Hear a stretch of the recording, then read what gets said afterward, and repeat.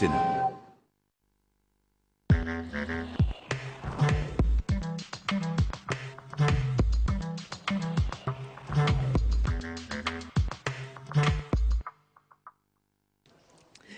Bonjour à tous, bienvenue sur Public Sénat. Près de 4000 médecins, chirurgiens dentistes et sages-femmes se voient menacés de perdre leur autorisation d'exercer en France. Ces médecins recrutés avant 2010, mais titulaires d'un diplôme obtenu dans un État non membre de l'Union européenne, n'ont toujours pas passé leur examen de compétences, une des conditions requises pour exercer en France. Afin de ne pas pénaliser ces praticiens qui pallient souvent au manque de personnel dans les hôpitaux, le Sénat a examiné hier une proposition de loi qui permettrait notamment de repousser le délai de passage de cet examen de compétences afin de permettre à ces médecins d'exercer jusqu'au 31 décembre 2016. Je vous propose tout de suite de suivre cette séance. L'ordre du jour appelle la discussion de la proposition de loi adoptée par l'Assemblée nationale relative à l'exercice des professions de médecin, chirurgien dentiste, pharmacien et sage-femme pour les professionnels titulaires d'un diplôme obtenu dans un État non membre de l'Union européenne. Dans la discussion générale, la parole est à Madame Nora Berra, secrétaire d'État chargée de la santé. Vous avez la parole, Madame la ministre. Pardon, Madame la ministre, rappel au règlement de Monsieur Milon. Oui, excusez-moi Madame la ministre, mais Monsieur le Président, je souhaiterais faire une rectification de vote sur le scrutin 89, 90 et 91. En effet, Monsieur Poniatowski a été déclaré votant contre, alors qu'en fait, il ne souhaitait pas prendre part au vote. Chers collègues, acte est donné de votre mise au point. Elle sera donc publiée au journal officiel et figurera dans l'analyse politique du scrutin. Madame la ministre, vous avez la parole avec mes excuses.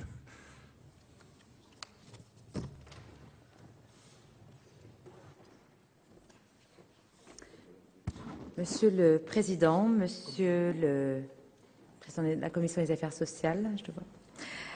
Monsieur le rapporteur, Madame la rapporteure, Mesdames et Messieurs les sénateurs, je me suis trompée. Madame David, pardon. Pardon, Madame la Présidente. La proposition de loi qui vous est présentée par Monsieur Yves Daudigny reprend, comme vous le savez, les dispositions sur l'exercice des praticiens à diplôme hors Union européenne. Il s'agit d'un texte dont je n'ai pas besoin de souligner l'importance. Chacun a pu évaluer qu'il pose à la fois des problèmes humains en raison du statut fragile de ces praticiens, mais aussi il pose des problèmes liés à la fragilisation possible de notre système de soins au cas où ces praticiens ne pourraient pas être confortés dans les établissements dans lesquels ils exercent. Il était indispensable de les autoriser à continuer à exercer et à leur donner la possibilité de se présenter aux épreuves de vérification des connaissances dans le cadre de la procédure d'autorisation d'exercice. Je tiens à remercier Monsieur le rapporteur Daudigny, rapporteur de cette proposition de loi, ainsi que les membres de la Commission des Affaires sociales, de Madame la Présidence, pour leur implication dans l'examen de la proposition de loi qui vous est présentée. Votre travail et les liens que vous avez établis avec les députés devraient permettre de concrétiser notre souhait de trouver une issue favorable à cette situation délicate, et ce, dans les meilleurs délais. Je voudrais souligner tout d'abord le caractère consensuel de cette disposition qui consiste à prolonger transitoirement l'exercice des praticiens à diplôme hors Union européenne dans les établissements de santé, accueilli favorablement par les parties concernées. Je veux parler du Conseil national de l'ordre des médecins, les syndicats représentant les praticiens à diplôme hors Union européenne. Cette disposition avait été adoptée à l'unanimité, tant par l'Assemblée nationale que par le Sénat, dans le cadre du projet de loi de financement de la sécurité sociale, mais elle a été censurée par le Conseil constitutionnel.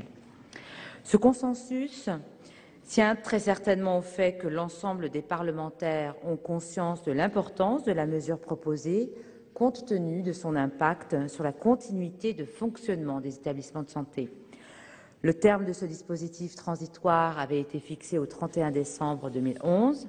En 2011, le gouvernement a été saisi de deux types de difficultés rapport à la disposition qui était en vigueur, le caractère inapproprié d'une partie des épreuves de vérification des connaissances et surtout l'obligation faite à un certain nombre de praticiens de cesser leur activité au 1er janvier 2012, faute d'être lauréat des épreuves de vérification des connaissances dans le cadre de la procédure d'autorisation d'exercice.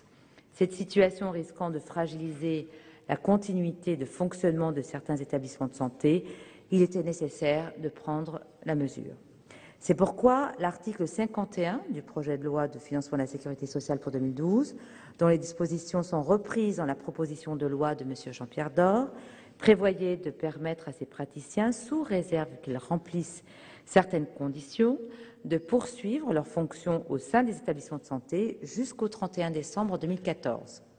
Cette date a été repoussée au 31 décembre 2016 par les députés, avec le soutien du gouvernement, pour permettre à l'ensemble des praticiens de se présenter aux épreuves à 3 reprises.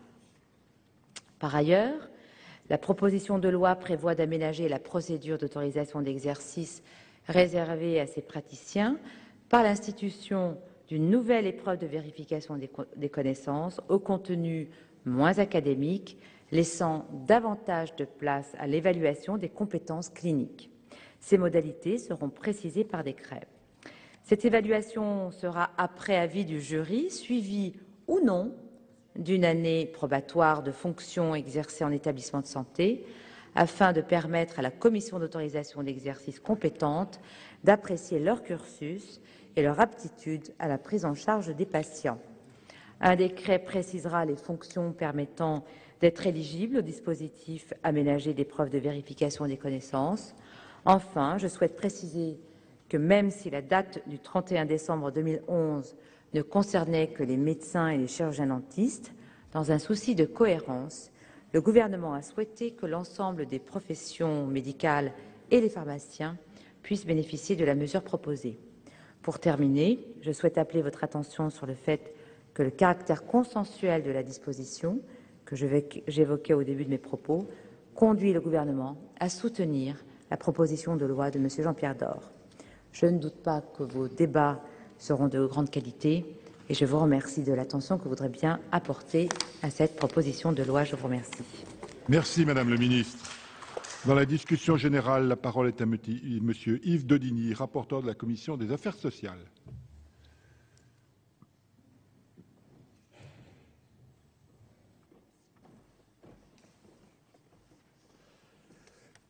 Monsieur le Président, Madame la Ministre, mes chers collègues, les professionnels diplômés hors de l'Union européenne occupent de longue date une place essentielle dans notre système de santé.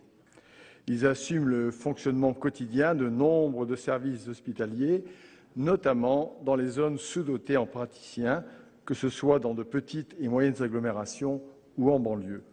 Certes, il existe une procédure de reconnaissance des diplômes longue et complexe qui prend la forme d'un concours et dont le nombre de places est limité.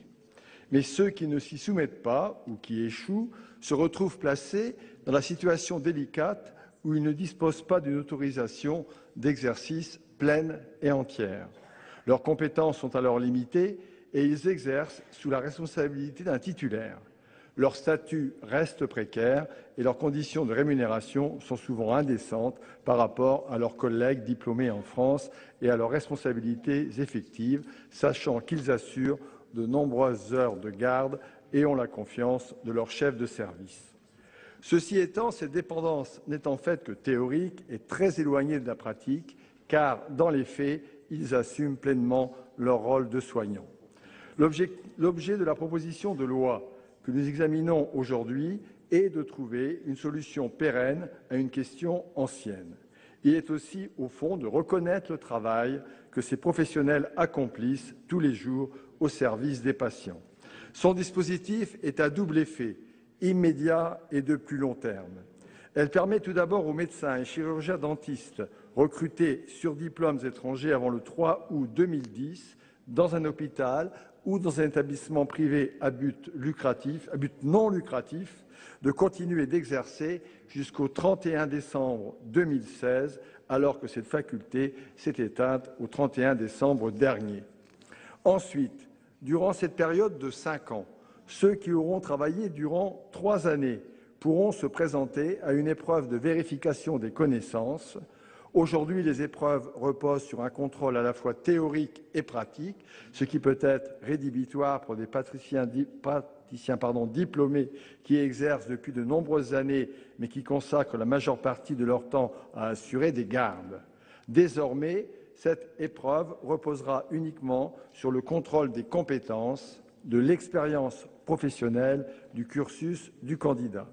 S'inspirer d'une procédure de validation des acquis de l'expérience me semble tout à fait positif.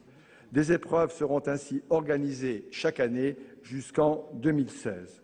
Ceux qui auront satisfait à cette épreuve de vérification des connaissances devront ensuite exercer durant une année probatoire avant de présenter leur dossier devant une commission où siège leur pair. Les fonctions exercées auparavant pourront être prises en compte pour valider cette année de stage. Après avis de cette commission, le ministre en charge de la Santé pourra autoriser l'exercice plein et entier de sa profession aux candidats. Cette nouvelle procédure est déclinée pour les pharmaciens et les sages-femmes et adaptée aux spécificités de leur statut. Mes chers collègues, vous le savez, il est urgent d'adopter cette proposition de loi car le régime dérogatoire précédent, mis en place par la loi de financement de la Sécurité sociale pour 2007, s'est clos au 31 décembre dernier. Théoriquement, les professionnels qui exerçaient sous ce régime ne devraient plus pouvoir le faire et la période de vide juridique doit être la plus courte possible. Les ministres ont certes signé une instruction destinée aux agences régionales de santé et aux établissements, mais sa portée juridique est fragile.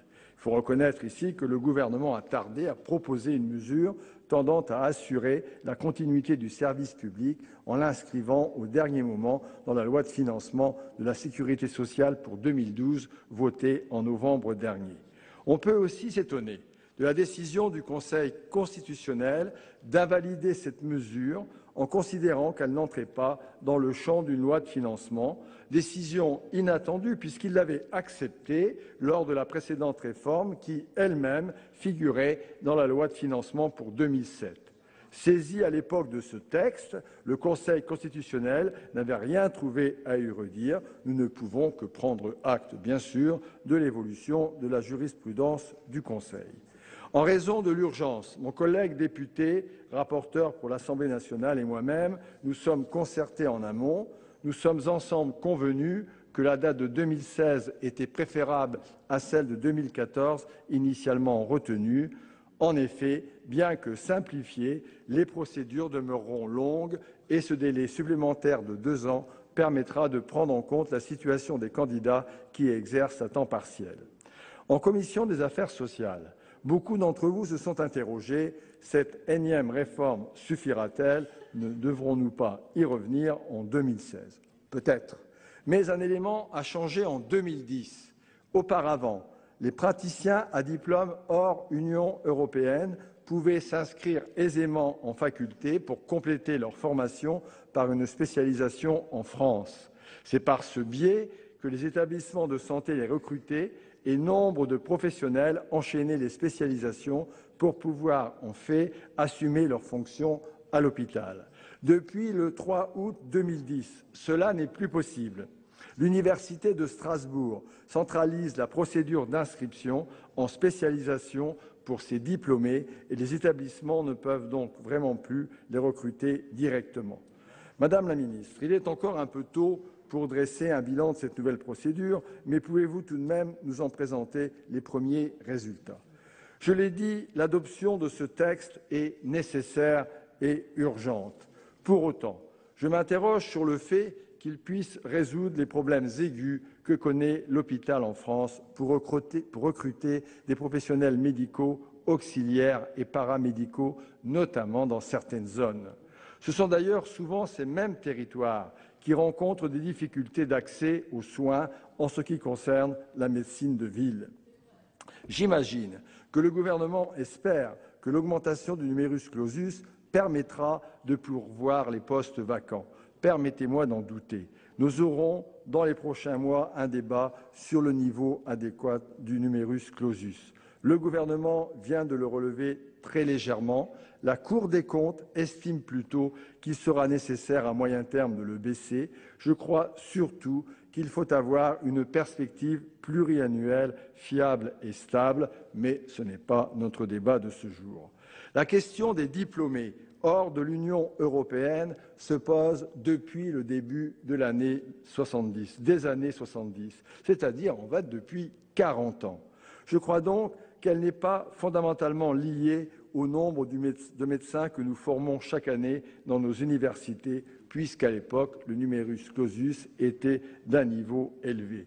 Elle est, à mon sens, davantage liée à l'attractivité des métiers de l'hôpital, et là, la situation est inquiétante. Certes, le nombre de praticiens hospitaliers a beaucoup progressé ces dernières années, à la fois pour accompagner l'aménagement et la réduction du temps de travail, mais aussi pour transformer des postes de contractuels en emplois de titulaires. Pour autant, d'après les chiffres dont je dispose, les vacances de postes statutaires sont très nombreuses, 22% des postes à temps plein et 37% de ceux à temps partiel ne sont pas pourvus par un titulaire ou par un stagiaire. En outre, on ne peut plus réfléchir de manière globale, mais plutôt par territoire et spécialité. Je le répète, mais c'est le cœur du problème. Certains de nos territoires sont en sous-effectif chronique de médecins ou d'auxiliaires médicaux, ce qui participe de l'augmentation des comportements de renoncement aux soins que toutes les études corroborent. En ce qui concerne l'hôpital, par exemple, le tiers des postes à temps plein est vacant statutairement en Basse-Normandie ou en Picardie. Les difficultés sont par ailleurs très variables selon les spécialités. À l'hôpital, plus du tiers des postes sont vacants statutairement en oncologie ou en radiologie. Comment admettre dans certains départements qu'un patient attende 6 mois pour avoir un rendez-vous chez un ophtalmologiste? C'est là aussi inacceptable. En travaillant sur ce texte, et beaucoup plus longuement que je le pensais au début d'ailleurs, malgré les délais contraints qui nous ont été imposés, j'ai été frappé par la complexité des cadres d'emploi. Après l'internat, les médecins qui souhaitent continuer d'exercer à l'hôpital peuvent être recrutés sur tant de positions statutaires qu'il est très difficile de s'y retrouver, chef de clinique, attaché, praticien, assistant. Chacun de ces postes ayant été décliné pour les diplômes hors de l'Union européenne. Ne pourrions-nous pas simplifier ce paysage administratif qui ne peut que favoriser la cooptation et la précarité? Pas moins de 6 rapports, études et enquêtes ont été adressés au gouvernement entre 2008 et 2011 sur l'exercice médical à l'hôpital. Le constat est donc connu. Pour attirer les jeunes praticiens et fidéliser ceux qui sont déjà engagés dans le service public, il faut notamment valoriser et accompagner les carrières et les parcours trop erratiques aujourd'hui, améliorer les conditions de travail, concentrer le temps disponible sur l'acte médical, faire vivre les équipes et mieux recourir à la pluridisciplinarité. Quelle ne fut donc pas ma surprise de lire hier soir une dépêche annonçant la signature par M. le ministre en charge du Travail, de l'Emploi et de la Santé d'un accord cadre relatif à l'exercice médical à l'hôpital. Ma réaction serait de dire plutôt tout ça pour ça. La plupart des annonces faites sont en fait renvoyées à un groupe de travail. D'autres sont subordonnées à des concertations multiples et variées. On envisage par exemple l'ouverture d'une négociation statutaire débutant au premier semestre 2012. On ne peut guère faire plus dilatoire à quelques semaines d'échéance électorale majeure. Les seuls points concrets décidés depuis juillet 2011, mais encore renvoyés à d'ultérieurs textes d'application, concernent une amélioration des régimes complémentaires et surcomplémentaires de retraite. Donc derrière cet enrobage, si vous me permettez cette formulation, le cœur de cet accord consiste en réalité à tenter de s'occuper enfin de la question lancinante des comptes épargne-temps. Mais les premières réactions syndicales sont pour le moins mitigées et me laissent penser que rien n'est réglé. Madame la ministre, pourriez-vous nous donner des informations à la représentation nationale sur cette question? Enfin, je suis quelque peu perplexe sur la création d'une nouvelle strate administrative, les équipes médicales, en plus des services et pôles. Autant je défends l'existence d'équipes de soins pluridisciplinaires, autant je ne vois pas bien comment ce qui est prévu dans l'accord pourra réellement fonctionner dans l'architecture déjà très complexe de l'hôpital, ce que nous avions dénoncé durant l'examen de la loi HPST. L'hôpital est ouvert tous les jours, toute l'année, 24 heures sur 24. Il est souvent un repère, un ancrage dans la ville et il est nécessairement au cœur du système de soins. L'architecture d'ensemble de la prise en charge des patients doit bien sûr s'adapter aux évolutions de la société et des techniques thérapeutiques, notamment le développement de l'ambulatoire et la volonté de rester à domicile. Il est impératif que notre société puisse s'appuyer sur un système de santé efficace et solidaire. Cette solidarité est aujourd'hui en danger, d'une part au détriment de patients qui ne disposent plus de moyens de financer ce qui leur reste à charge, d'autre part aux dépens de ceux qui se heurtent à l'absence de professionnels sur le territoire où ils vivent. Cette question sera l'un des enjeux de la campagne présidentielle qui a débuté et dépasse, j'en suis conscient, l'objet de la présente proposition de loi, mais je n'aurais pas estimé juste de la passer sous silence au moment de ce débat. Monsieur le Président, Madame la Ministre, mes chers collègues, notre commission a adopté le texte qui nous est soumis à l'unanimité et sans modification en raison de l'urgence à sécuriser le fonctionnement quotidien de nos hôpitaux. Cet objectif est éminemment prioritaire et j'appelle chacune et chacun d'entre nous à suivre la Commission dans cette démarche. Je vous remercie. Merci, Monsieur le rapporteur. Dans la suite de la discussion générale, la parole est à Madame Aline Archimbaud.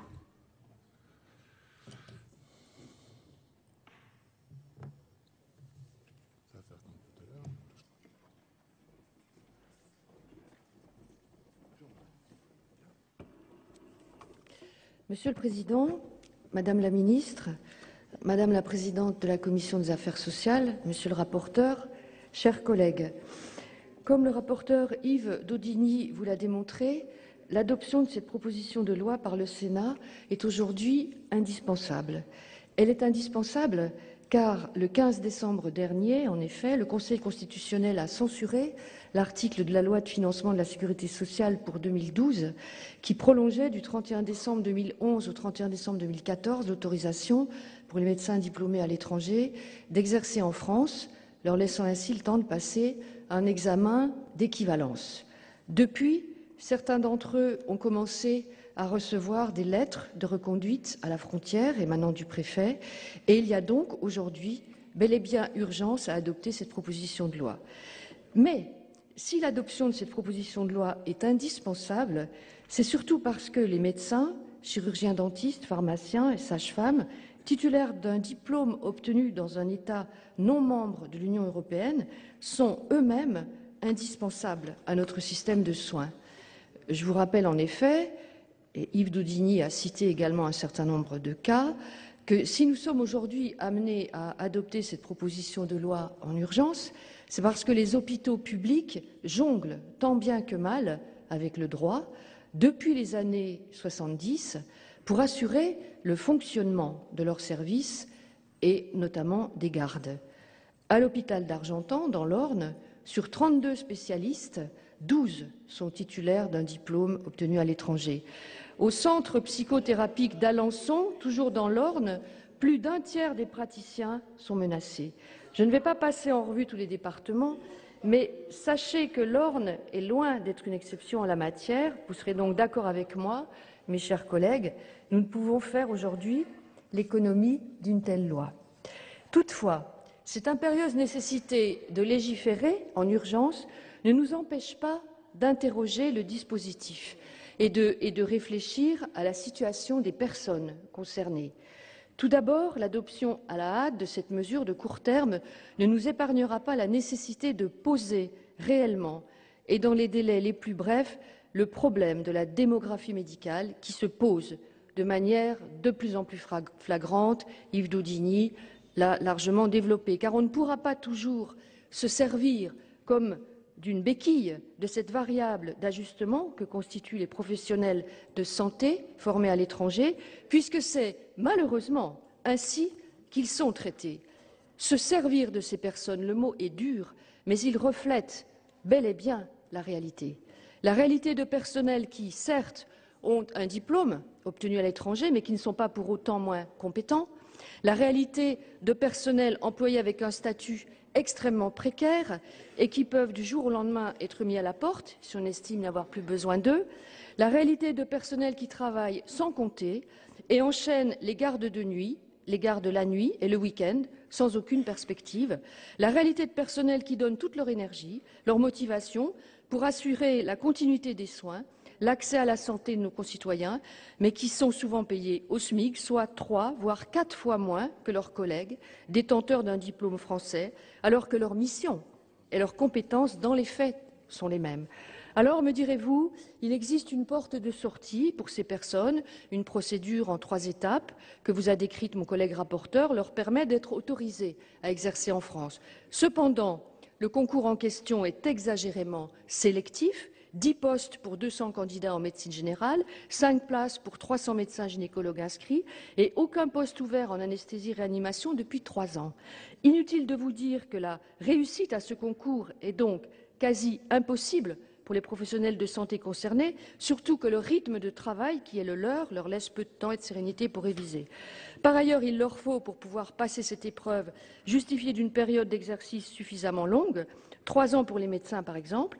Or, beaucoup de diplômés étrangers ne trouvant pas de postes médicaux à leur arrivée en France exercent en fait sur des postes infirmiers ou exercent des fonctions d'enseignement ou de recherche par exemple. Leur situation ne leur permet donc pas de se soumettre au concours en question.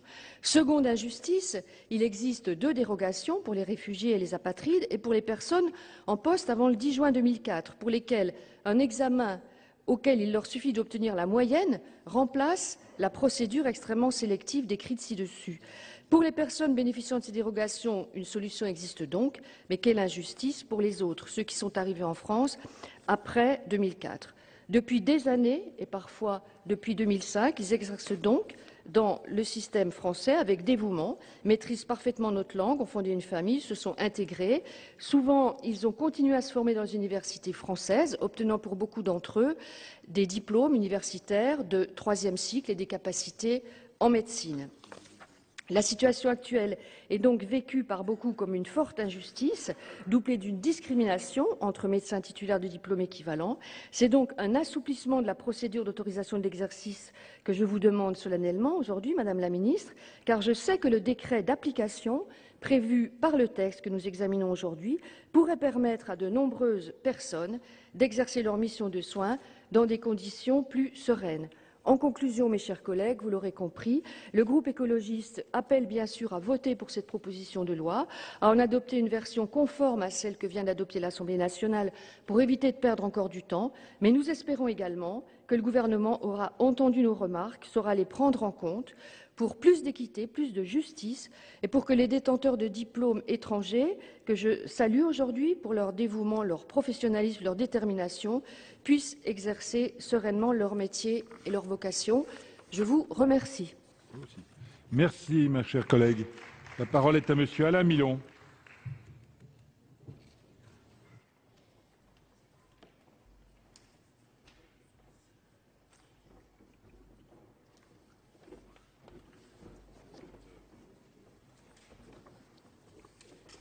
Monsieur le Président, Madame la Ministre, Madame la Présidente de la Commission des Affaires sociales, Monsieur le Rapporteur général, mes chers collègues. Dans sa décision du 15 décembre 2011, le Conseil constitutionnel a censuré l'article 51 de la loi de financement de la Sécurité sociale pour 2012, considérant qu'il constituait un cavalier social. Or, cet article encadrer les conditions d'exercice de certains professionnels de santé titulaires d'un diplôme obtenu hors de l'Union européenne. Si aucune disposition législative n'intervient rapidement, près de 4 000 professionnels de santé vont devoir cesser leur activité, car ils se trouvent dans une situation d'illégalité que les chefs de service ne pourront plus couvrir longtemps sans risquer de voir engager des actions en responsabilité. Ainsi, la proposition de loi que nous examinons vise à répondre à une double nécessité, d'une part de nature conjoncturelle, au terme de l'article 83 de la loi de financement de la sécurité sociale pour 2007, les professionnels de santé titulaires d'un diplôme obtenu hors de l'Union européenne n'étaient habilités à poursuivre leur activité sous des statuts d'exercice restreints que jusqu'au 31 décembre 2011 dans le cadre d'une procédure dérogatoire d'autorisation. La censure du Conseil constitutionnel ayant empêché la mise en œuvre du dispositif transitoire initialement prévu, ces professionnels de santé sont maintenus dans un statut pour le moins précaire. Nous sommes donc face à un vide juridique. Vous êtes face à un vide juridique. D'autre part, il s'agit d'une nécessité de nature structurelle. En effet, les établissements de santé ont besoin de recourir à des professionnels pour pallier au manque d'attractivité de l'hôpital public. Et il serait irresponsable de laisser partir un personnel formé qui a su montrer ses compétences et son investissement auprès des patients. Pour ces raisons, le gouvernement, lors de l'examen du PLFSS 2012, avait proposé devant l'Assemblée nationale un amendement qui visait, d'une part, à proroger le dispositif transitoire d'autorisation d'exercer jusqu'au 31 décembre 2014, d'autre part, à introduire de nouvelles épreuves de vérification des connaissances pour les médecins étrangers diplômés hors de l'Union européenne. Dans cette logique, le groupe UMP du Sénat, en proposant un amendement, était allé plus loin et avait ainsi élargi et assoupli le dispositif puisque, d'une part, il permettait à l'ensemble des sages-femmes recrutées jusqu'à la date de publication de la loi de financement de la sécurité sociale pour 2012 d'entrer dans le champ de ce nouveau dispositif. D'autre part, il permettait d'alléger la contrainte selon laquelle les lauréats de l'épreuve d'aptitude devaient effectuer une période probatoire. Or, compte tenu des durées de service de certains candidats, cet amendement offrait à la commission d'autorisation d'exercice compétente la possibilité de prendre en compte les fonctions exercées afin qu'elles vaillent année probatoire. D'ailleurs, nous pouvons rappeler, pour nous en féliciter, que cet amendement avait été adopté dans notre hémicycle à l'unanimité, témoignant ainsi d'un large consensus. La proposition de loi soumise à notre examen aujourd'hui vise à reprendre ce dispositif introduit en première lecture dans le PLFSS pour 2012. Elle comporte également un second article afin de tenir compte du vide juridique dans lequel nous nous trouvons actuellement, en prévoyant une application des dispositions de manière rétroactive au 1er janvier 2012. Si la sécurité juridique nous pousse d'ordinaire à ne pas demander la rétroactivité des textes votés, cette situation particulière le justifie afin de régulariser a posteriori la période d'exercice des praticiens concernés, comprise entre le 1er janvier 2012 et la date d'entrée en vigueur de la présente proposition de loi. Cette proposition de loi permet ainsi de prolonger pour les praticiens le système dérogatoire qui consiste à ne pas être soumis à un concours mais à un examen, puisque les lauréats aux épreuves de vérification de connaissances ne se verront pas opposer la limitation du nombre de postes ouverts. Ce dispositif bénéficiera aux médecins, aux chirurgiens-dentistes, aux sages-femmes et aux pharmaciens. En outre, comme je vous l'ai précisé, le texte introduit une nouvelle épreuve de connaissances distincte de la procédure de droit commun et il réduit la période probatoire à 1 an, durée pendant laquelle les praticiens exerceront sous des statuts d'exercice restreints. Mais il est nécessaire que le Centre national de gestion donne une information précise aux praticiens pour qu'ils aient accès à cette procédure et leur permette ainsi de clarifier leur situation. Madame la ministre, pouvez-vous nous assurer que cette information sera bien réalisée? En outre, je souhaite vous alerter, Madame la ministre, sur le fait que l'épreuve d'évaluation des acquis doit être bien adaptée à la spécialisation du médecin. Il serait paradoxal de faire passer des épreuves théoriques à des médecins qui exercent depuis de nombreuses années et dont la qualité du travail est reconnue. Néanmoins, la date butoir repoussée de 2 ans par les députés et portée au 31 décembre 2016 me paraît plus réaliste. Cela devrait diminuer au plus vite le nombre de professionnels qui ne bénéficient plus de la plénitude d'exercice dans les établissements de santé. Même si la procédure d'autorisation d'exercice a permis de régulariser une majorité des médecins étrangers exerçant dans nos hôpitaux, il en demeure encore qui n'ont pu améliorer leur situation, soit parce qu'ils ont échoué à l'examen, soit parce qu'ils ne se sont pas présentés aux épreuves. Or, nous ne pouvons plus décemment les accuser de dilettantisme. Leurs journées extrêmement chargées ne leur permettent pas de préparer leur concours dans de bonnes conditions et, dans certains cas, les empêchent même de se rendre aux épreuves. Et souvent, par crainte d'échouer, faute de préparation suffisante, ils n'osent s'y présenter. Pourtant, ces médecins représentent, et ça a déjà été dit, dans certaines zones géographiques, jusqu'à 30% du personnel des établissements de santé. La prolongation du dispositif transitoire jusqu'en 2016 que prévoit cette proposition de loi donne donc une bouffée d'oxygène aux hôpitaux en laissant 5 années supplémentaires pour parachever le processus de régularisation de ces professionnels de santé. Avant de conclure, Madame la Ministre, je souhaite aussi, contrairement aux intervenants précédents, saluer la détermination du gouvernement à trouver une solution au problème de non-paiement des RTT à l'hôpital. En effet, depuis la loi de 2002 sur les 35 heures à l'hôpital, la plupart des médecins hospitaliers n'ont pu prendre toute leur journée de congé supplémentaire due au titre de la réduction du temps de travail. Et je suis convaincu que cette loi de 2002 a contribué à déstabiliser l'hôpital. Nous nous félicitons donc de l'accord trouvé avec les praticiens hospitaliers. Le groupe UMP votera naturellement ce texte. Merci, mon cher collègue. Dans la suite de la discussion générale, la parole est à Madame Nathalie Goulet.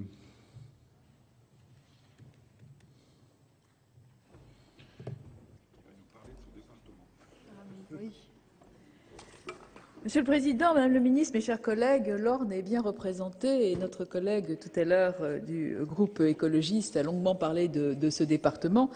Et je l'en remercie bien vivement parce que c'est vrai que nous sommes dans une situation difficile dont je vais intervenir très brièvement. Il s'agit d'une disposition que nous avions adoptée dans le PLFSS et que j'avais soutenue. J'étais d'ailleurs intervenue sur l'article, ce qui explique mon intervention très brève, encore une fois, Madame le Ministre, dans la discussion générale pour vous dire à quel point cette mesure est évidemment attendue. Dieu merci. Les médecins étrangers hors Union européenne qui exercent dans nos hôpitaux, spécifiquement dans les zones rurales ou dans les autres hôpitaux d'ailleurs, ne suivent pas les travaux du Conseil constitutionnel et n'ont pas forcément tous eu connaissance de ce que cette disposition qu'ils attendaient et qui les avait tant soulagés a été censurée par le Conseil constitutionnel. Donc finalement, soyons discrets ce soir sur notre... Pardon ? Oui, ils le savent, mais enfin, disons que c'est peut-être pas la peine d'en faire une trop grande publicité, ça les inquiéterait davantage, alors qu'ils avaient été totalement rassurés. On a la solution. Oui, non, mais justement, donc si vous voulez, moi, comme le disait notre collègue tout à l'heure, nous sommes dans une situation où la démographie médicale est évidemment très douloureuse. Vous savez que notre ami commun, Pierre-Jean Lancry, travaille et gère remarquablement la région Basse-Normandie en ce qui concerne l'ARS, mais il n'en demeure pas moins vrai que les problèmes de démographie médicale demeurent. Le compte qui a été donné par notre collègue, d'après les chiffres qu'elle a trouvés, ne sont pas tout à fait exacts, mais il est vrai qu'il y a 5 médecins étrangers hors Union européenne à Flers, qu'il y en a 9 à Argentan, qu'il y en a aussi à Alençon, et que leur situation avait vraiment ému non seulement les populations, mais aussi les élus, et c'est bien normal. Donc aujourd'hui, vous nous apportez la solution. On ne peut évidemment que se satisfaire de cette disposition. En ce qui concerne les autres dispositions de toute façon que nous pourrions prendre concernant la démographie médicale. Vous savez très bien que dans le projet Hôpital Patient Santé Territoire, nous avions voté des dispositions de contraintes pour faire venir des médecins en milieu rural. Je vois que vous souriez, mais si vous voulez, on a assez peu de temps pour les loisirs et en fait, c'est l'occasion de vous rappeler que nous sommes un certain nombre dans cet hémicycle à prôner des mesures de contrainte pour faire venir les médecins en zone rurale, en dehors des problèmes d'attractivité. Comme vous le savez très bien, c'est une espèce de rengaine, mais finalement, on ne s'en lasse pas. C'est l'État qui paye les études des médecins, c'est la sécurité sociale. Absolument. La sécurité sociale qui rembourse. Mais nous avons des divergences tout à fait honorables de ce... Oui, à condition qu'il y ait des médecins. Certains élus de l'Orne, d'autres élus. Oui, il y a aussi des pôles de santé où il n'y a pas de médecins dedans. Monsieur le Président, est-ce que je peux avoir la parole? Oui, vous avez la parole seule. Merci, Monsieur le Président. J'ai donc la parole seule. Et donc, à partir du moment où certains élus de l'Orne préfèrent ceci, d'autres élus de l'Orne préfèrent cela, mais je sais que dans cet hémicycle, et notamment de ce côté-là, on me comprendra enfin. Et donc... La gauche au secours, oui, la gauche au secours fait que j'ai fait 60% des voix aux élections sénatoriales, ce qui n'est pas si mal. En conséquence de quoi, je continue à penser que des mesures de contrainte pour faire venir les médecins en zone rurale et en zone urbaine défavorisée sont des mesures que nous finirons par prendre et qui aideront. Évidemment, les pôles de santé, l'attractivité, tout ce que peut mettre en place Oui, tout ce que peut mettre en place les conseils généraux et les conseils régionaux qui payent quand même une grande partie, puisque toutes ces mesures sont quand même coordonnées maintenant, grâce notamment à l'Agence régionale de santé. Tout ça contribue, mais il n'empêche que vous avez la maison de la santé seule, le pôle de santé seul ne règle pas le problème. Si les médecins ne sont pas d'accord pour les animer, vous pouvez avoir des coquilles vides et ça ne réglera pas nos problèmes. Donc, Madame le Ministre, je suis très heureuse de vous voir à ce banc ce soir. Je suis très heureuse de vous dire que les engagements pris par le ministre étaient importants. Il nous a écrit à tous les deux. Nous avons reçu la même lettre. C'était formidable, mais voilà, cette disposition... Non, pas du tout. Cette disposition dépend du Parlement et donc c'est une très bonne chose aujourd'hui que nous puissions régler ce problème qui est un problème important. Il faudra revoir ces dispositions évidemment en 2014 et je ne doute pas que d'ici là, nous pourrons examiner un texte qui pourra en tous les cas améliorer la situation de nos départements ruraux et de nos zones urbaines sensibles en contraignant un tout petit peu les médecins parce que vous savez comme moi que nous n'avons jamais formé autant de médecins en France, qu'il n'y a jamais eu autant de médecins en France, qu'ils sont extrêmement mal répartis, que les territoires ruraux ne sont pas des Français de seconde zone, qu'il n'y a aucune espèce de raison que nous payions 3 fois, une fois avec le budget, une fois avec la sécurité sociale, et je rajoute une 3e fois avec la collectivité territoriale pour être soignés. Tout ça n'est pas normal, et je pense qu'il est grand temps que nous prenions des mesures qui soient appliquées. Je vous remercie. Merci, mes chers collègues. La parole est à Monsieur Gilbert Barbier.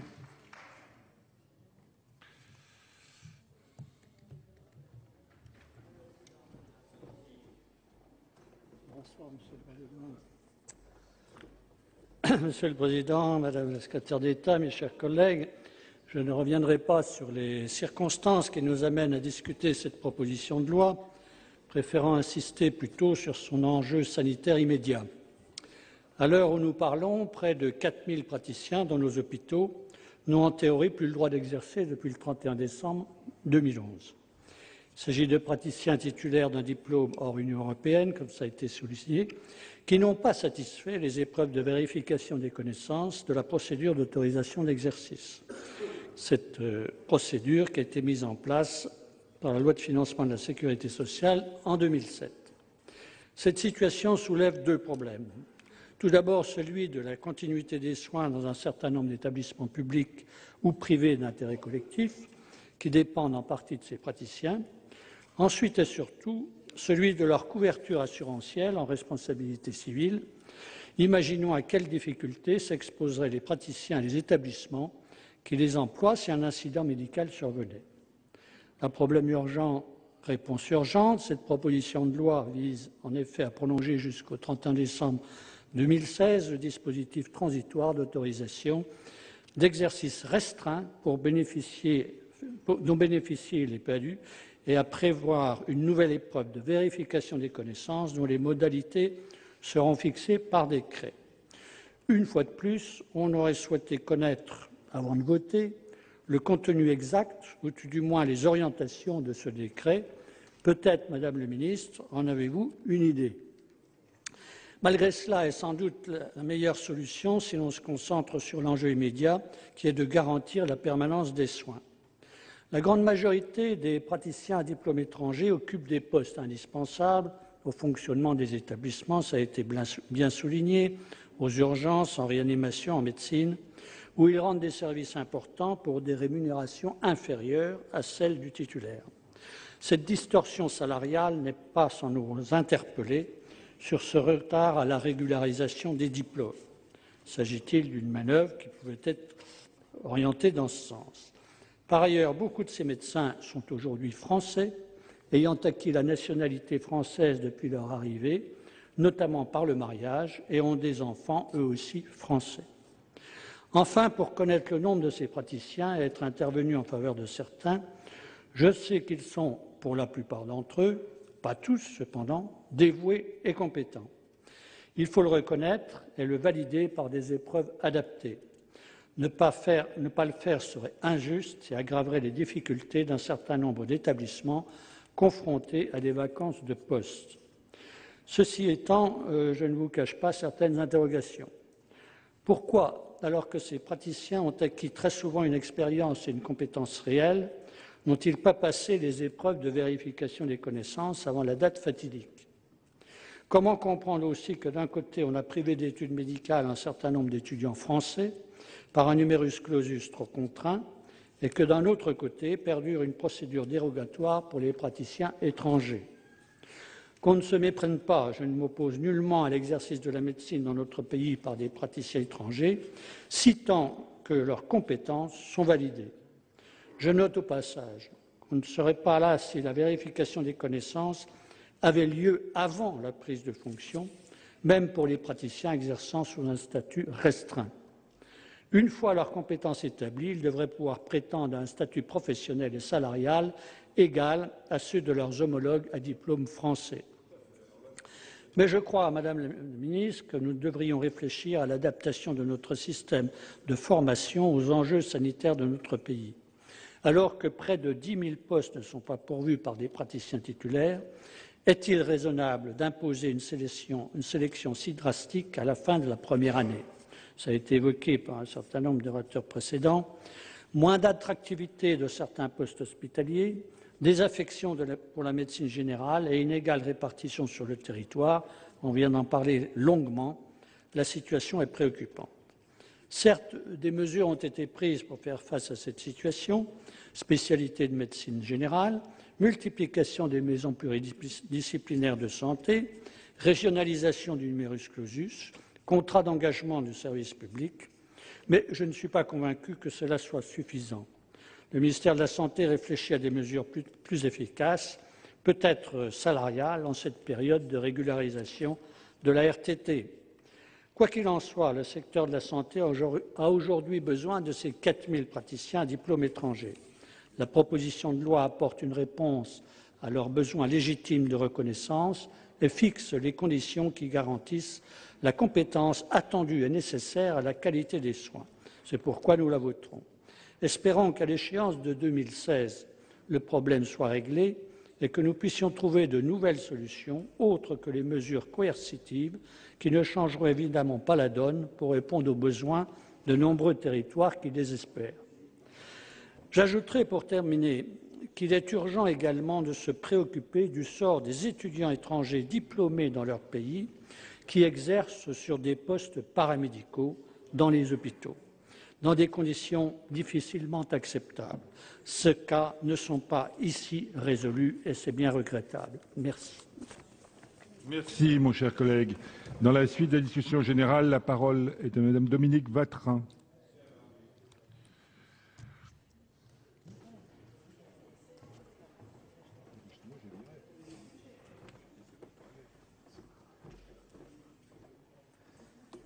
Bien, Monsieur le Président, Madame la Ministre, mes chers collègues, je voudrais tout d'abord rendre hommage à tous ces praticiens qui exercent en France et qui ont obtenu leur diplôme dans un État non membre de l'Union européenne. C'est en partie grâce à leur travail, cela a déjà été souligné, un travail exercé dans des conditions souvent précaires, que la qualité du système de santé français est maintenue.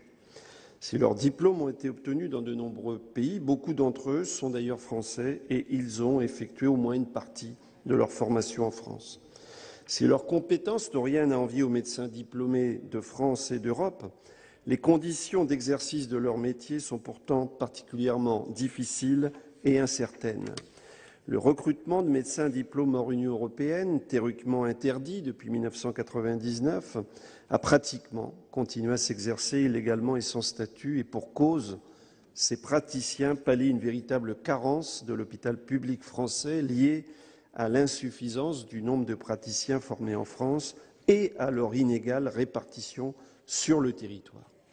Le numerus clausus appliqué aux études de médecine et le manque d'attractivité des carrières hospitalières sont tels que sans ces praticiens diplômés hors Union européenne, certains hôpitaux et services seraient tout simplement amenés à fermer et que l'on ne nous dise pas que la récente augmentation de ce numerus clausus permettra même à terme de pallier ces problèmes. Cela est faux et il est facile de le démontrer. En réalité, ces praticiens sont indispensables à l'exercice d'un service public de la santé de qualité sur l'ensemble du territoire français. En effet, ils sont souvent affectés dans des zones de désertification médicale et sont parfois seuls garants de la maintenance d'hôpitaux publics de proximité. Ces médecins sont injustement traités, leur besoin de reconnaissance est légitime eu égard au rôle qu'ils remplissent. La HALD, Haute Autorité de lutte contre les discriminations et pour l'égalité, a d'ailleurs estimé dans un délibéré du 27 février 2006 que ces praticiens cantonnés à l'hôpital sur des statuts précaires, sous-payés, empêchés d'exercer pleinement la médecine, sont victimes de discrimination. C'est leur absence de statut qui a servi à mieux exploiter ces praticiens dont les responsabilités sont pourtant identiques à leurs homologues diplômés de l'Union européenne. Afin de remédier à cette situation intolérable, la loi de financement de la sécurité sociale pour 2007 a instauré un processus d'autorisation d'exercice dérogatoire. Elle leur permet, après examen, l'exercice plein de la médecine et leur ouvre la possibilité d'occuper officiellement les postes qui sont les leurs depuis de nombreuses années.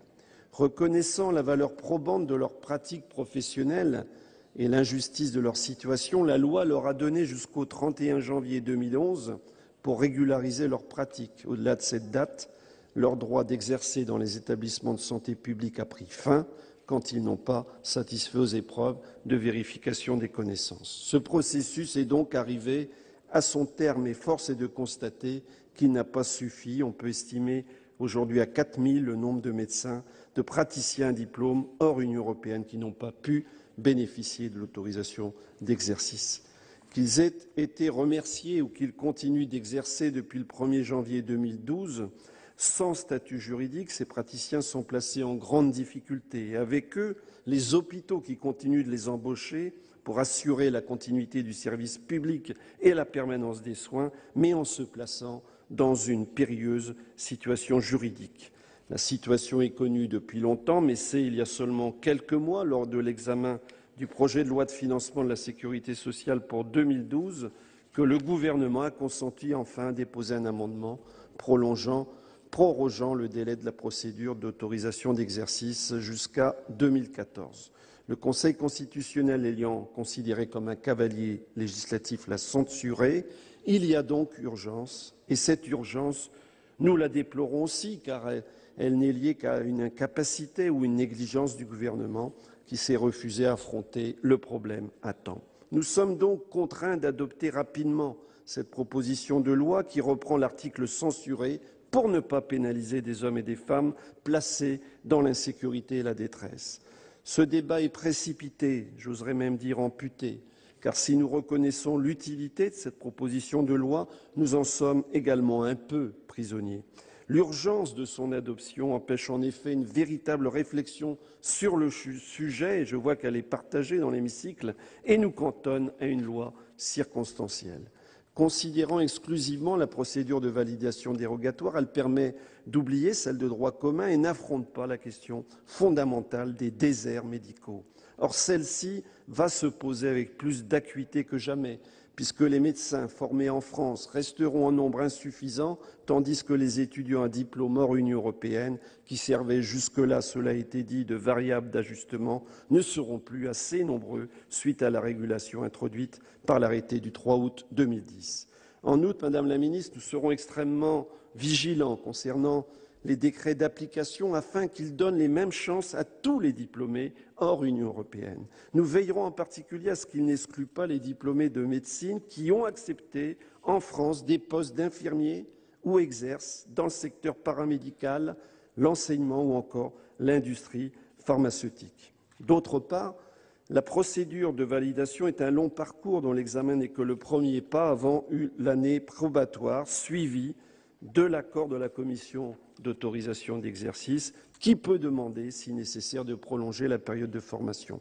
Quels accompagnements prévoyez-vous pour permettre au maximum de ces diplômés de réussir dans cette démarche, eu égard à leurs conditions de travail difficiles? Par respect pour le travail des diplômés hors Union européenne, nous adopterons cette loi qui prolonge cette procédure de validation dérogatoire jusqu'en 2016, date qui devrait permettre de régulariser la totalité des praticiens. Cependant, nous continuerons de déplorer les conditions de son adoption, liées à la situation regrettable dans laquelle l'incurie du gouvernement a placé ces praticiens et surtout une absence de visée à long terme. Cette loi est utile, nous la voterons, mais ce n'est qu'une rustine de plus que nous mettrons sur notre système de santé alors qu'il appelle au plus vite le courage de réformes structurelles. Merci, mon cher collègue. La parole est à Madame Claudine Lepage.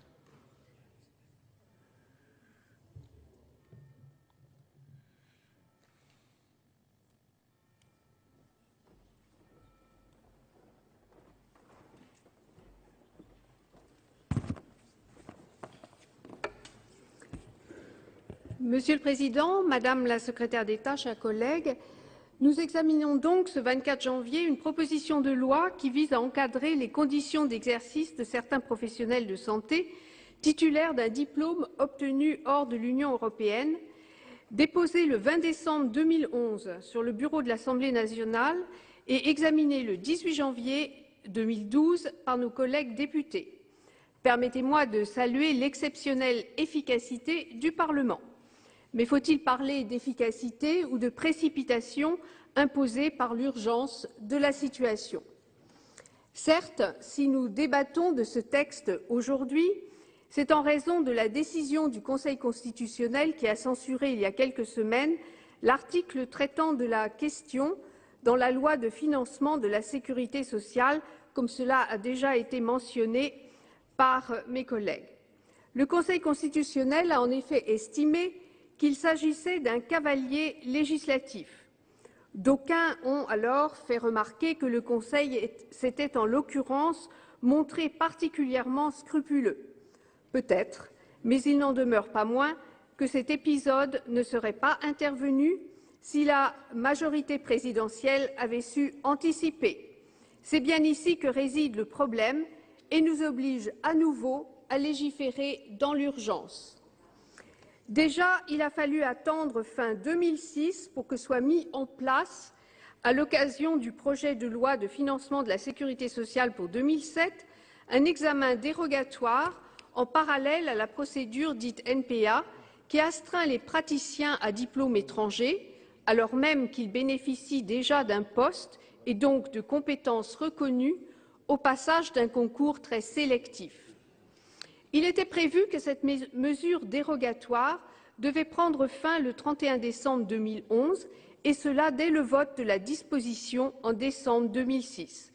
Tout juste quelques jours avant cette date, le gouvernement a donc décidé d'intégrer dans le projet de loi de financement de la sécurité sociale un article prorogeant cette mesure. C'est ce que l'on peut nommer une belle anticipation.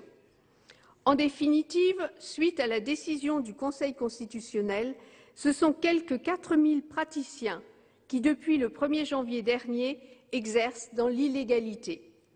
Or, quand l'on sait que dans certaines régions, comme le Nord-Pas-de-Calais, il n'y a pas que l'Orne en France, ces médecins à diplôme étranger, qu'ils soient français ou étrangers, représentent dans les hôpitaux près de 50% des effectifs, l'on envisage aisément les conséquences alarmantes d'une telle négligence. La désertification médicale est telle que les praticiens à diplôme étranger sont absolument essentiels pour assurer la continuité du service public de santé en France. D'après le Centre national de gestion des praticiens hospitaliers et des personnels de direction de la fonction publique hospitalière, ces praticiens à diplôme obtenus hors de l'Union européenne représentaient en 2011 entre 6 700 et 7 100 personnes, auxquelles s'ajoutent 3 300 praticiens en formation. Plus précisément, sur les 214 000 médecins actifs au 1er janvier 2007, l'effectif total des professionnels de santé diplômés hors de l'Union européenne s'élèverait à 17 000. Et pourtant, tout indispensable qu'ils soient, ces praticiens sont victimes d'une grande précarité. Leur statut contractuel, renouvelable d'année en année, sans prise en compte de leurs nombreuses années d'exercice, leur salaire, bien inférieur à celui de leurs collègues à diplôme français, alors même qu'ils exercent le même métier et endossent de fait la même responsabilité. Les conditions d'exercice, de surcroît souvent extrêmement difficiles dans des zones désertées par leurs collègues, les gardes qu'ils sont contraints d'accumuler, à la fois pour répondre aux besoins et pour améliorer leur salaire, et les perspectives de carrière, qu'en tout état de cause, ces praticiens n'auront jamais, de même que l'autorisation de s'installer. La proposition de loi que nous examinons ce soir est incontestablement nécessaire, mais elle ne résout en rien le problème de la quasi-exploitation de ces praticiens et de leur légitime besoin de reconnaissance, je dirais même de dignité. À cet égard, la Haute Autorité de lutte contre les discriminations a été très claire dans sa décision du 27 février 2006, par laquelle elle dénonçait une discrimination à l'encontre de ces praticiens à diplôme étranger, trouvant sa source dans, je cite, « l'exploitation qui est faite de leur absence de statut, alors même que leurs responsabilités concrètes sont identiques ». En outre, je note que le prolongement de la période transitoire initialement prévue en 2014 jusqu'au 31 décembre 2016, voté par nos collègues députés, est bienvenu, pour permettre aux praticiens recrutés par les établissements de santé avant le 3 août 2010 de se présenter dans les meilleures conditions aux épreuves de vérification des connaissances. Mais qu'en sera-t-il des étudiants et tout récents médecins à diplôme étranger ayant débuté leur exercice après 2010? À n'en pas douter, le Parlement sera à nouveau saisi dans l'urgence d'un texte en 2016. Il importe de prévoir une solution pérenne et de faire cesser cette hypocrisie qui ne nous honore pas. Si ces médecins ont les compétences requises, comme en témoigne la place qui leur est donnée dans nos hôpitaux et la satisfaction qu'ils donnent, nous devons, Madame la Ministre, cesser de voter des textes à courte vue et donner à ces médecins un statut qui leur rende leur dignité.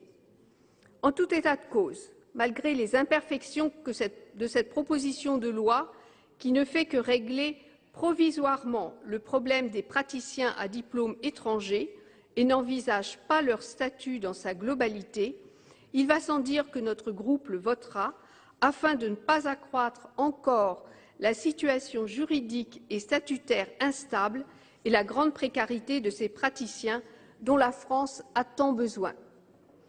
Avant de conclure, je souhaite évoquer rapidement la situation spécifique des futurs médecins français à diplôme étranger qui n'ont pas la possibilité de bénéficier d'un recrutement en qualité d'étudiant de faisant fonction d'interne. J'ai déjà abordé à plusieurs reprises ce problème qui touche un grand nombre de nos concitoyens et les place dans une situation parfaitement injuste. Pour pallier cette inégalité, il suffirait, Madame la secrétaire d'État, d'amender l'article 1er de l'arrêté du 8 juillet 2008 afin de permettre aux ressortissants communautaires résidant dans un pays extracommunautaire d'accéder au cycle de formation médicale spécialisée. Je vous remercie. Merci, ma chère collègue. La parole est à Monsieur Jean-Jacques Mirassou.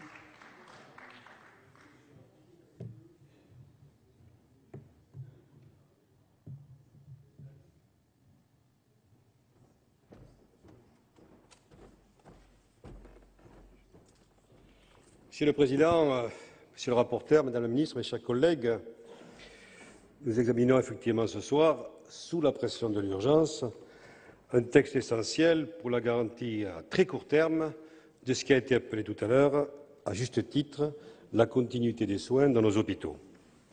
Et du reste, que nous soyons contraints d'examiner ce texte dans de telles conditions n'est pas neutre, loin s'en faut. La situation difficile de nombreux établissements et praticiens hospitaliers a été signalée à de nombreuses reprises, et cela ne fait pas des mois, mais des années, que la question qui nous taraude et nous préoccupe aujourd'hui se pose. Et du reste, je ne pense pas que le manque de réactivité de différents ministres qui met notre système de santé sous tension soit uniquement imputable à un problème de simple inertie. Ce phénomène a par ailleurs connu une accélération pour de multiples raisons depuis quelque temps, et singulièrement depuis l'application de la tristement célèbre loi Hôpital, Patients, Santé, Territoire, qui ne renforce pas, Madame la Ministre, c'est un constat, loin s'en faut, ce que j'appellerais l'attractivité de l'hôpital. Cette loi officialise de fait que l'hôpital soit géré comme une entreprise privée, soucieuse d'une forme de rentabilité. C'est un euphémisme aussi. Et ce n'est pas un hasard si le nombre de praticiens qui ont été formés à l'hôpital, qui ont passé tout leur cursus, y compris au niveau de l'internat et du clinica, ont fui en quelque sorte cet hôpital public. Et d'ailleurs, leur motivation à quitter l'hôpital ne se résume en aucune façon à la seule quête d'une meilleure rémunération dans le privé. C'est donc fort logiquement que dans ce contexte, nous sommes obligés de faire appel à des professionnels de santé qui ne sont pas issus du circuit classique que j'évoquais tout à l'heure. Et par ailleurs, on se satisfait, ou on se satisfaisait jusqu'à présent, d'une sorte de fatalité où on voit des médecins compétents qui sont dotés de diplômes certes obtenus hors Union européenne, mais qui sont utilisés, excusez-moi le terme, parfois comme de simples variables d'ajustement et sont, en tout état de cause, les victimes patentes de zones grises en termes de réglementation. C'est donc une crise sérieuse que traverse notre système de santé et qui montre les dysfonctionnements profonds de l'hôpital, qui en est incontestablement un des révélateurs les plus pertinents. Nous affirmons donc qu'il revient aux politiques de donner les moyens de fonctionner et on ne saurait l'abandonner, cet hôpital, à des solutions de recrutement juridiques et financières hasardeuses et qui sont du reste aux limites de la légalité.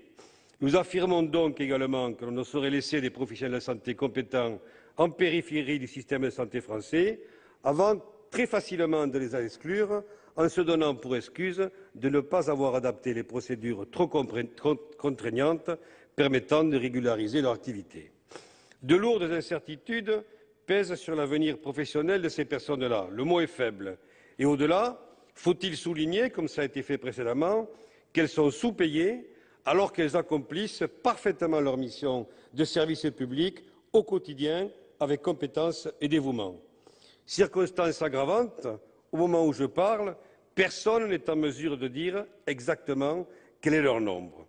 La contribution de ces médecins, chirurgiens-dentistes, sages-femmes et pharmaciens est régulièrement, à juste titre, qualifiée d'indispensable. Il y a donc urgence à adopter ce texte, car depuis le 1er janvier 2012, et malgré des instructions émanant de votre ministère, chère Madame la Ministre, on sait comment les choses sont susceptibles d'évoluer en cas d'incident ou d'accident médical qui mettrait en difficulté non seulement les établissements concernés, mais également les praticiens qui seraient à l'origine ou impliqués dans cet incident ou accident.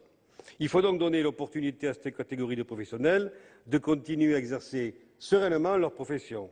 Et si ce texte ne résout rien complètement sur le fond, même s'il est loin d'être parfait, nous devons néanmoins l'adopter en urgence. Les professionnels de santé titulaires de diplômes non européens doivent être autorisés à continuer à exercer leurs fonctions jusqu'en 2016. C'est l'objet de ce texte que nous voterons. Pour autant, nous ne pouvons pas faire l'impasse, Madame la Ministre, sur les raisons qui font qu'une des premières puissances économiques mondiales soit aujourd'hui incapable de former, de recruter des professionnels de santé dans des conditions garantissant un fonctionnement serein de notre système sanitaire.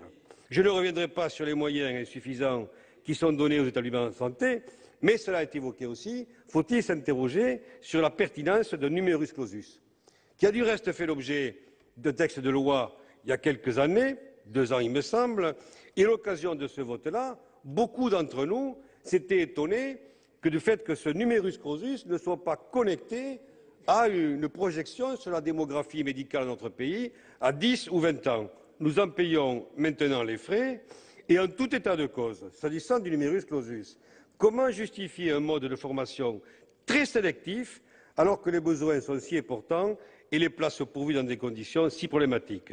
Quid dans ces conditions de la ventilation du corps médical entre l'urbain et le rural, entre l'hôpital public et la médecine de ville, ou encore en faisant l'impasse sur une féminisation croissante de cette profession qui, de fait, se dirigera vers du temps partiel et pénalisera le fonctionnement de l'hôpital ou de la médecine de ville.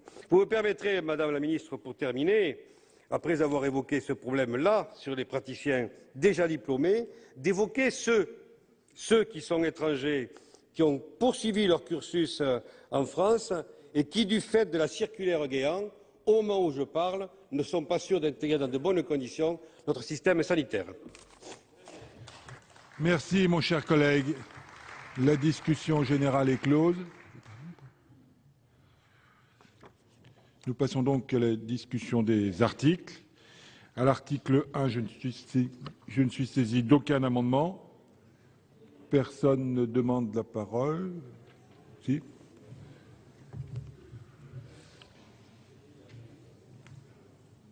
Monsieur le Président, Madame la Ministre, je vais faire une explication de vote. Moi, je vais voter bien évidemment ce texte parce que quand le feu est là, il faut appeler les pompiers. On joue le rôle de pompier, il va falloir éteindre l'incendie. Il y a un véritable problème, plusieurs d'entre nous l'ont dit d'une manière très pertinente. Mais il faut toujours, et ceci mérite fort, attendre le dernier moment pour essayer de résoudre des situations que tout le monde connaît depuis très longtemps. Alors effectivement, l'instruction qui a été donnée là pour essayer de pouvoir payer d'une part les médecins à diplôme étranger et puis aussi pour essayer de les couvrir un peu sur le plan professionnel, parce qu'il y a toute cette dimension-là qui est sous-jacente. Alors effectivement, mais c'est juridiquement très fragile. Moi, je crois que c'est ce qui me pose problème. Ça fait des années, et pas nécessairement depuis qu'il y a les 35 heures, mais ça fait des années que j'entends ce problème et que j'ai été conduit à le gérer dans les établissements et pas seulement dans l'ordre, puisque j'ai eu la chance pendant 4 ans de gérer un établissement dans l'ordre. Bon. Non, mais parce que vous parlez de l'ordre. Bon, je parle de ce que je connais bien aussi, puisque j'ai fait 4 ans comme chef d'établissement en établissement. Je n'ai jamais vu, j'ai écouté s'il vous plaît, un petit peu, ça ne fera pas de mal à tout le monde d'écouter un peu le terrain sur ce point-là, du moins. Il y a depuis des années des déserts dans le cadre de nos hôpitaux publics. Il y a des déserts, on l'a rappelé. Ces déserts font que le quart, en gros, des postes actuellement de plein temps sont vacants dans nos hôpitaux. Bon, alors on va pouvoir me dire tout et le contraire. C'est une réalité qui pose des problèmes insurmontables, alors même que ces problèmes sont posés en permanence à des structures de soins et à des populations qui sont dans des milieux difficiles, milieux ruraux et pas que milieux ruraux, périphérie de grandes villes. Je connais un certain nombre d'établissements, j'ai eu aussi la chance de gérer, qui avaient des problèmes aussi de recrutement. Alors on ne peut pas continuer comme ça. il faut bien, Madame la Ministre, qu'on prenne à bras-de-corps, puisqu'on ne peut pas à la fois, dans ce pays, avoir d'un côté, au milieu libéral, des endroits où il y a une surconsommation, pas une surconsommation, une surreprésentation médicale, d'autres où il y a une sous-représentation médicale, et parallèlement que les hôpitaux de proximité auxquels tout le monde a recours, hein, on ne va pas toujours au CHU, on n'est pas tous près d'un CHU, hein, il y a à ce moment-là des difficultés pour une population qui est vieillissante, qui a des difficultés. On les envoie bien souvent les CHU, ça pose problème. Alors il y a effectivement un recours à une main-d'œuvre que l'on surexploite, que l'on sous-paye. Ils sont surexploités et sous-payés. Ce qui ne veut pas dire d'ailleurs que les médecins hospitaliers sont payés confortablement. On pourrait là aussi en discuter et je suis prêt à en discuter. Il faudra bien qu'à un moment ou à un autre, dans les mois à venir, on prenne à bras-de-corps ce problème et qu'on apporte des solutions. Il doit y avoir des solutions. Il faut qu'il y ait des solutions. On ne peut pas continuer. On nous a dit, et le rapporteur général nous a dit, que depuis 1970, hein, c'était les années où je démarrais dans les hôpitaux, effectivement, j'ai pratiquement connu que ça, ces problèmes à gérer, hein, aussi bien dans les urgences que dans les services de spécialité. Hein. Or, il y a des malades qu'il faut bien prendre aussi en charge. Il y a donc des difficultés, il faut prendre à bras-de-corps. Dans le cadre de la formation de ces médecins diplômés étrangers, il faut savoir que, par le biais des stages, c'est bien souvent le corps médical, entre guillemets, de l'Hexagone, des praticiens hospitaliers ou hospitaux universitaires qui, pour les stages, font ces stages. Hein, et on a des médecins d'excellente qualité. Il va falloir que, là aussi, on ne prenne pas des solutions de pis-aller en les laissant d'une manière encore provisoire. Alors, on va jusqu'en 2016, et puis après, il faudra reconstituer à nouveau et reconsidérer cette affaire. Ce n'est pas possible. Hein, je crois que, et là je demande à Monsieur le Président de la Commission de l'AMEX, qu'après notre rapport sur le financement des établissements de soins, on regarde de près ce problème de l'encadrement de nos hôpitaux en France. Hein, c'est un problème suffisamment important pour qu'on ne puisse pas l'occulter et continuer à le mettre de côté. Merci. Madame Génisson.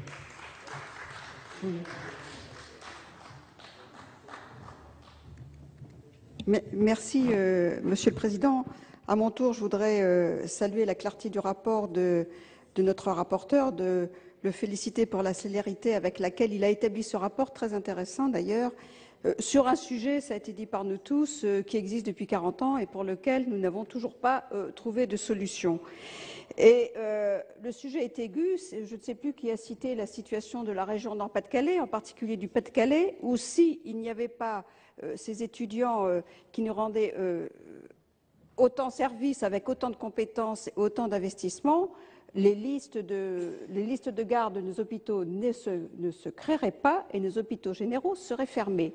Et je crois que c'est malheureusement le cas dans la très grande majorité de nos hôpitaux généraux sur l'ensemble du territoire, avec des territoires qui sont plus touchés que d'autres et avec également des spécialités qui sont plus concernées que d'autres.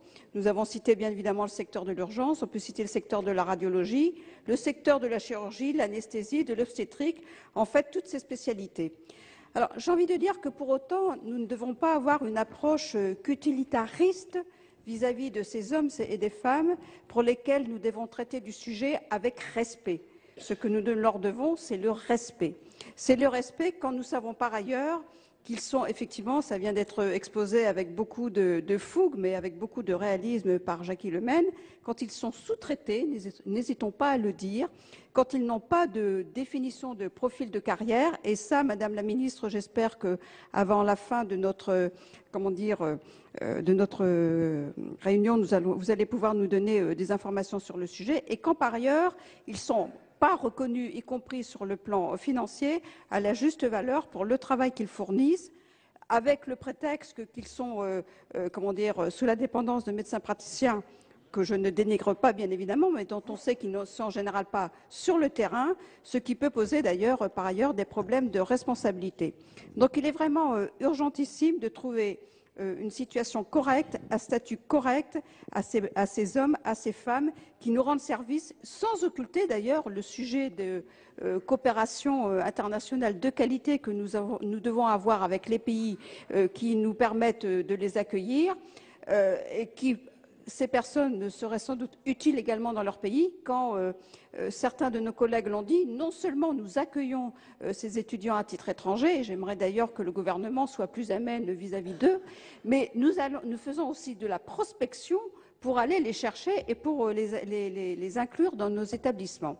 Et je ne voudrais pas faire de mauvais esprit, mais il ne faudrait pas que ce soit un moyen pour nos établissements publics qui sont en grosse difficulté financière de trouver là des solutions qui permettraient peut-être de faire des économies à beau compte. Par ailleurs, ça a été dit par bon nombre d'entre nous aussi, le sujet de l'accueil de ces médecins qui exercent aujourd'hui à titre étranger pose de façon beaucoup plus structurelle le problème de l'attractivité des carrières hospitalières à l'hôpital public pour l'ensemble de nos collègues praticiens. Et j'ai envie de dire que ce n'est pas uniquement un problème financier. C'est aussi la nécessité de pouvoir reconnaître, c'est un problème financier, j'en vois qui au pic du tête, c'est aussi un problème financier, mais ça n'est pas que cela. On sait très bien, quand on commence une carrière hospitalière à l'hôpital public, qu'on n'aura pas le même niveau de rémunération que dans le secteur privé, et ça n'est pas nouveau. Mais ce qui est important aussi de prendre en compte, c'est la reconnaissance du niveau de responsabilité qu'ils exercent, et puis je le dis aussi, et les lois se succédant, mais la loi HPST n'ayant pas amélioré les choses, il faut arrêter d'avoir une chape de plomb administrative qui, je le dis, empêche de travailler. Il y en a, on voit des praticiens qui quittent l'hôpital public parce qu'en fait, ils n'en peuvent plus de ne pas pouvoir travailler correctement et librement et exercer avec leurs équipes médicales et paramédicales leur art de la façon la plus satisfaisante possible. Alors, je ne crois pas que la variation du numerus clausus suffira à résoudre tous les problèmes. Mais nous avons vraiment là, j'allais dire tous, là où nous sommes, et j'espère que d'ailleurs les prochains rendez-vous électoraux que nous aurons nous permettront aux uns et aux autres d'exprimer les solutions que nous proposons, en sachant qu'elles ne sont pas simples, bien évidemment, car pour avoir longtemps discuté avec les syndicats médicaux, les médecins hospitaliers ont toujours refusé une différenciation de reconnaissance de la spécialité en fonction de la pénibilité. Ça, c'est quand même un sujet qu'il faut avoir à l'esprit et qui fait que ça permet parfois d'avoir des difficultés de reconnaître peut-être des carrières différenciées à l'hôpital. Donc le sujet n'est pas simple, mais néanmoins, il me semble urgentissime à résoudre. Et puis enfin, notre rapporteur a évoqué, j'allais dire, l'annonce qui semble être l'annonce miracle pour nos praticiens hospitaliers qui, effectivement, croulent. Il faut le reconnaître d'ailleurs, par manque de personnel médical et paramédical, mais par manque de personnel sous le travail, et pour lesquels nous n'arrivons pas soit à leur permettre de récupérer de la pénibilité de leur travail, soit de pouvoir être rémunérés. Alors c'est vrai, personne ne le conteste, que c'est en partie le résultat de l'application des 35 heures. Mais pas seulement. C'est aussi la reconnaissance de la pénibilité des métiers qu'ils exercent et de l'exigence des conditions de sécurité qu'ils doivent pouvoir fournir aux patients. Et je rappelle quand même que les dispositifs qui nous posent tant de problèmes aujourd'hui, ça n'a pas été mis en place par un gouvernement de gauche, ça a été mis en place par un gouvernement de droite, par un ministre d'ailleurs, pour lequel j'ai beaucoup de respect, même si je ne partage pas ses orientations politiques, à savoir Jean-François Mattei, et qui, faute sans doute d'études d'impact approfondies, n'a pas mesuré, j'allais dire, les conséquences des dispositions qu'il a prises pour le statut de ces praticiens hospitaliers. Tout cela pour dire que, et en conclusion, je crois que beaucoup de nos collègues l'ont dit, qu'il est urgent à la fois, pour en revenir au sujet premier, de donner un statut digne à nos médecins qui exercent à titre étranger, de les sortir de la fragilité de leur statut, de la stabilité professionnelle dans laquelle ils sont, de trouver, les solutions d'une attractivité pour l'hôpital public retrouvée, et puis enfin également de faire en sorte que nos hôpitaux publics fonctionnent autrement que ce qu'ils fonctionnent aujourd'hui. Madame Gouache-Avant. Monsieur le Président, Madame le Ministre, mes chers collègues, pour ma part, je voterai bien évidemment ces deux articles, mais je veux néanmoins profiter de l'occasion qui m'est donnée aujourd'hui pour dénoncer, moi, ce fameux numerus clausus, sans lequel nous aurions des médecins de famille dans nos campagnes, des spécialistes dans nos villes et des praticiens à diplôme français dans nos hôpitaux. Le numerus clausus est également un mode de sélection basé sur les mathématiques et la physique en première année de médecine, pousse les jeunes Français à s'expatrier pour aller suivre leurs études à l'étranger, souvent en Roumanie ou ailleurs. Alors le numerus clausus, je pense qu'il est tout de même en grande partie responsable de la disparition des médecins en zone rurale, et c'est toujours à cause de ce fameux numerus clausus que nos hôpitaux recrutent des médecins étrangers qui nous soignent avec grande compétence, bien sûr, il faut le souligner, nous les en remercions, mais dont les diplômes ne sont pas reconnus ni par la France ni par l'Europe. Alors on m'oppose parfois que former des médecins coûte cher, surtout lorsque ces derniers sont des femmes. Et oui, des femmes qui ont, selon certains encore, la curiosité de vouloir fonder une famille, élever leurs enfants tout en travaillant, parfois à temps partiel, pendant quelques années. Vous voyez, Madame le Ministre, cette proposition de loi met l'accent sur de nombreuses questions. Le malaise est profond. Et j'espère qu'un jour, et c'est quand même un comble, la politique saura venir au secours de ces professions médicales que je pense bien malades dans notre pays. Merci. Monsieur Lenoir. Oui, Monsieur le Président, Madame la Ministre, mes chers collègues, je serai intervenu en explication de vote à l'issue de la discussion, mais comme tout le monde semble vouloir le faire maintenant, je suis le mouvement. J'ai apprécié les propos qui étaient tenus par plusieurs de nos collègues quant au respect que nous devons et que nous manifestons à l'égard de ces médecins dont il est question aujourd'hui. J'y ajoute pas seulement le respect, la reconnaissance. Nous savons tous, dans nos hôpitaux, dans nos territoires, la part qu'ils prennent depuis très longtemps à la permanence des soins, à l'accueil des malades et des blessés. Et c'est la raison pour laquelle, depuis longtemps, mais comme nous tous, je ne cherche pas du tout à me mettre en valeur, nous sommes sensibles à leur situation. J'ajoute, il a été beaucoup question des départements de l'Orne. Je suis vraiment très sensible à l'intérêt que beaucoup de nos collègues portent à ce très beau département. Je notais dans le rapport de M. Daubigny que 73% des nouveaux inscrits à l'Ordre des médecins étaient étrangers dans l'Orne. C'est l'un des départements, je l'ai vérifié, où il y en a le plus. Lyon, d'ailleurs, en ayant 100%. Alors, lorsque la question a été posée, d'une façon très forte au cours de l'été dernier, je me suis rapproché de Xavier Bertrand et, à l'époque, il m'a associé à la rédaction de l'amendement, du fameux amendement qui a été voté dans le cadre du projet de loi de financement de la sécurité sociale. Nous pensions que la mission était accomplie. L'amendement, d'ailleurs, a été encore amélioré au Sénat peu de temps après, et il y a eu la décision du Conseil constitutionnel. Je ne vais pas la commenter. Et donc aujourd'hui, vraiment, je me réjouis, premièrement, que le gouvernement ait facilité l'examen de cette proposition de loi qui vient donc d'un de nos collègues, ami de l'Assemblée nationale, Jean-Pierre Door, que ce texte vienne rapidement, et je me félicite également de voir qu'une belle unanimité se dégage sur notre hémicycle en faveur de cette adoption le plus rapidement possible. Le texte examiné par le Sénat hier a été adopté à l'unanimité. Les médecins titulaires d'un diplôme obtenu dans un État non membre de l'Union européenne voient donc leur autorisation d'exercer prolongée jusqu'à 2016. Tout de suite, le ministre de l'Intérieur, Claude Guéant, et le président du groupe socialiste du Sénat, François Rebsamen, débattent autour du thème de la sécurité dans À l'heure du choix. Très bonne journée à tous sur Public Sénat.